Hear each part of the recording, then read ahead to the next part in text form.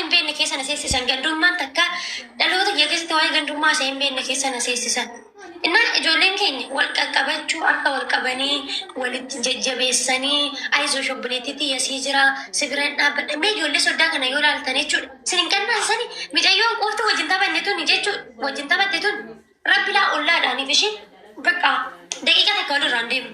Yoo baatu naa agarti yoon booshin arga yoon galu ishin arga yoon galu naa agarti. Si galee mucayyoon sun qaraama keessa jirti beektee aayidii dhuunfaa isheen qabu. Garuu guyyaa kaleessaa erga geemii taphachiisanii geemii irraa ba'anii si galee erga geemii taphachiisanii geemii irraa ba'anii birrii aayidii immoo achumatti laa ija zuuridha. Geemii sana fixanii ba'anii guruubii waasaapbii hidhanii fi birrii aayidii san kaleessuma guuranii inni geemii sun immoo hojii barsiisaaf si galee. Akkasitti namni wal jajjabeessa keenya garuu wal xiqqeessuu, wal arrabsuu, amma quuftuun tun daa'imaa ta'uu dandeechi, tarii otoo hin beekin waa balleessuu dandeechi. Ati nama akkanaati, ati nama akkasitti jechuunidha moo?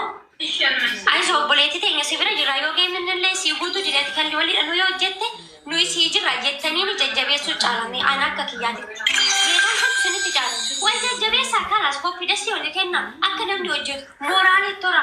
Lamisaanii biiftuun Dubaay keessatti baaltinaa gurgurti miti. Ijoolleen Dubaay keessa jirtan kotta narraa bitadha. Ijoolleen gara biraa jirtanoo kotta taaptaap na godhana jajjabeessaa. Quuftuunis boru waaqayyo carraa wayitiin gadi ishii baasa miidiyaa sun. Suuraa ishii kaasi bakka caaltu akkanumatti irraa irraa dubbachuudha.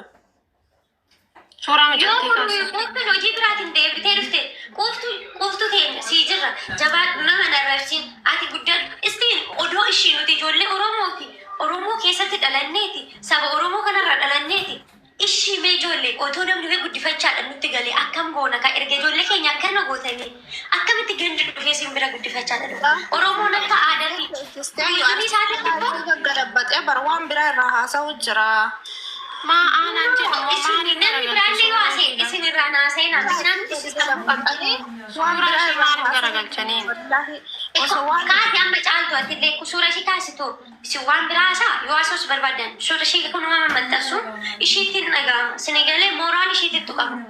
Ibin dammoo mooraalii waliitiin yaaduu qabna ijoollee mooraalii waliin wal jajjabeessu wal isti ani geetaan misikirii bakka ijoolleen keenya maaloo baradhaa isaaniirraa geetaan irraa baradhaa.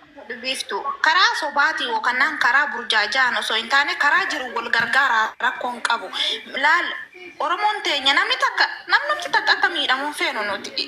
Fakkeenyaaf amma hin jaalanna mucaawotan akka malee dhugaa sinira obboleetti teena qaaliidha hin kabanyas garuu mooto maaf akka geemuma kanaa maaf tapsiisanii mootu.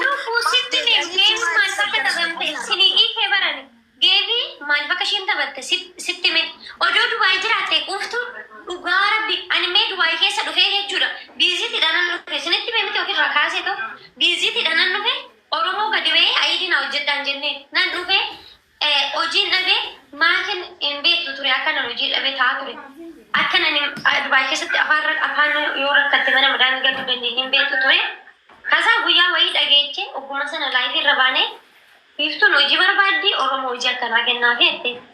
Kasaa akka carraa ta'e bireen dhufe anis jaaladhe innis na jaaladhe guyyuma sana walii galle guyyaa sanaan mana sana bulle mana biree kan bulle dhufe jechuudha.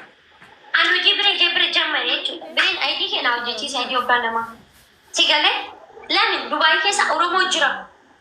Si galee micayyoon tun immoo araba sana irraa gaafa amma waan itti qabdu waa'ee Oromoo jira miti koo Oromoon bakka barbaadaa jiraatu Oromoo waa'ee Oromoo miti koo amaasaa kan jirruni asis Oromoo jiraatu Oromoo jira. Hojjetuu sila dhabamee kan isheen taphatte sila namni ayidii irraa hojjetu dhabameefi. Dura koo birrii walitti gurra jedhanii turani koo. Kazaa deebisee birrii walitti gurraa fi namni hin jedha malee sii godhaa lubbu. Oromoon nama salphisti malee nama uumaa nama guutu Oromoon hojjetuu nama alaatti nama keessaa. Birrii sun guutuu fi didee miti kan isheen intina taphatte. Kan isheen geemii taphatte sila Oromoon eenyu ana sii bal mitiire.